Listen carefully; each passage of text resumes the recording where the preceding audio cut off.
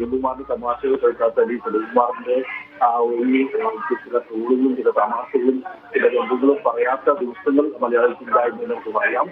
ജഗതിക്കും ഇന്ന സിനിമയ്ക്ക് ശേഷം ഇന്ന് മലയാളത്തിൽ കിട്ടിയ ഒരു വലിയ ആത്മീയം, പ്രത്യേകിച്ച് സലീംകുമാറിന്റെ സാഹിത്യത്തിന്റെ പ്രത്യേകത ഉണ്ടായിരുന്നു. അദ്ദേഹത്തിന്റെ പല ബോഡി ലാംഗ്വേജിലും അദ്ദേഹത്തിന്റെ മുഖം കൊണ്ടുള്ള ഭാവങ്ങളൊക്കെ തന്നെയും ഒരു ട്രോളാക്കാൻ കഴിയുന്ന നിരവധി തമാശകളുണ്ടായിരുന്നു. അത്രത്തോളം മലയാളികളുടെ മനസ്സിൽ എല്ലാവരും നെഞ്ചിലേറ്റിയൊരു താരമാണ് സലീംകുമാർ എന്ന് പറയുന്നത്. ഈ സലീംകുമാർക്ക് നമുക്കറിയാം, അദ്ദേഹത്തിന് ദേശീയ പുരസ്കാരം ലഭിച്ചിട്ടുണ്ട്, സംസ്ഥാന അവാർഡ് ലഭിച്ചിട്ടുണ്ട്. അങ്ങനെ ഒരു നടന് ലഭിക്കാവുന്ന പുരസ്കാരമെല്ലാം തന്നെയും അദ്ദേഹത്തിന് ലഭിക്കുകയും ചെയ്തു. നല്ലതരം അവസരങ്ങൾ ലഭിച്ചു അദ്ദേഹത്തിന്. അതുകൂടാതെ അദ്ദേഹം സിനിമകൾ സംവിധാനം ചെയ്തു. അങ്ങനെ സിനിമയുമായി ബന്ധപ്പെട്ടുകൊണ്ട് അദ്ദേഹം എല്ലാ മേഖലയിലും കൈവയ്ക്കാൻ കഴിവുള്ള ഒരാൾ കൂടിയായിരുന്നു. അത്രത്തോളം മലയാള സിനിമയ്ക്ക് വലിയൊരു സംഭാവന നൽകിയ ആളാണ് സലീംകുമാർ. സലീംകുമാർ തന്റെ മിമിക്രി ജീവിതം ആരംഭിച്ചു. ആ മിമിക്രിയിൽ നിന്നും അദ്ദേഹം സിനിമയിലേക്ക് എത്തി. പിന്നീട് അദ്ദേഹത്തിന് തിരിഞ്ഞു നോക്കേണ്ടി വന്നില്ല. അദ്ദേഹത്തിന്റെയും മരണം വരെയും അദ്ദേഹത്തിന് സിനിമകളുണ്ടായിരുന്നു.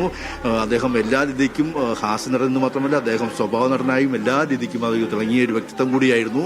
അങ്ങനെ വ്യക്തിമുദ്ര പതിപ്പിച്ച സലീംകുമാറിന്റെ ഒരു വിയോഗം എന്ന് പറയുന്നത് സ്വാഭാവികമായും അത് മലയാള സിനിമയ്ക്ക് വലിയ നഷ്ടമാണെന്ന കത്തിൽ യാതൊരു സംശയമില്ല.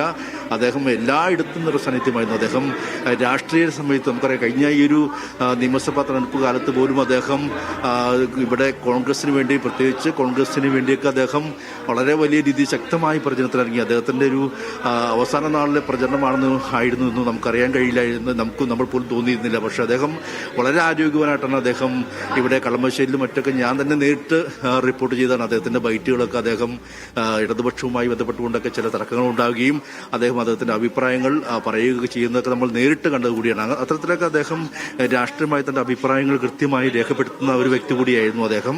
അങ്ങനെ താൻ ഒരു കോൺഗ്രസ്സുകാരനാണ് എന്ന് അദ്ദേഹം ഉറക്കെ പറയുകയും എന്നാൽ കോൺഗ്രസിനെ തന്നെ അദ്ദേഹം വിമർശിക്കുകയും ചെയ്തിരുന്നു. കോൺഗ്രസിനെ അദ്ദേഹം പല സമയഘട്ടങ്ങളിലും കോൺഗ്രസ് പാർട്ടിയെ തന്നെ, അദ്ദേഹം വിശ്വസിക്കുന്ന പാർട്ടിയെ തന്നെ അദ്ദേഹം വിമർശിക്കുകയും പരിഹസിക്കുകയും ചെയ്യുന്ന ഒരു സാഹചര്യം കൂടി ഉണ്ടായിരുന്നു. അങ്ങനെ എല്ലാ രീതിക്കും അദ്ദേഹം തുറന്നു പറയുന്ന ഒരു വ്യക്തി കൂടിയായിരുന്നു സലീംകുമാർ. അദ്ദേഹം ഒരു നല്ലൊരു രാഷ്ട്രീയക്കാരൻ കൂടിയായിരുന്നു എന്നും നമുക്ക് പറയേണ്ടി വരും.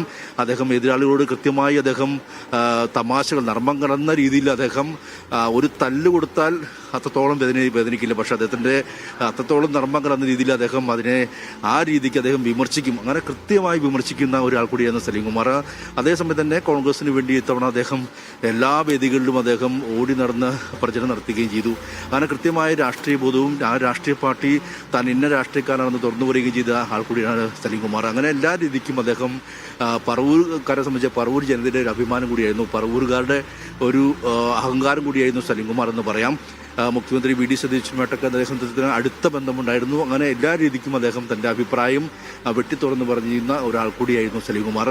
എന്തായാലും അദ്ദേഹത്തിന്റെ ഒരു വേർപാട്, അദ്ദേഹത്തിന്റെ വിയോഗം എന്ന് പറയുന്നത് മലയാള സിനിമയ്ക്കും അദ്ദേഹത്തെ ഏറ്റവും അടുത്തറിയാവുന്ന എല്ലാ സുഹൃത്തുക്കൾക്കും, മലയാള സിനിമയിലെ നമ്മൾ എല്ലാ മലയാളികളും ഓരോ കുടുംബത്തിൻ്റെയും കൂടി ഒരു പ്രേക്ഷകനായിരുന്നു സലീംകുമാർ. അതുകൊണ്ട് തന്നെ എല്ലാവരെയും സംബന്ധിച്ചും വലിയ നഷ്ടം തന്നെയാണ് സലീംകുമാറിൻ്റെ ഒരു വിയോഗം എന്ന് പറയുന്നത്.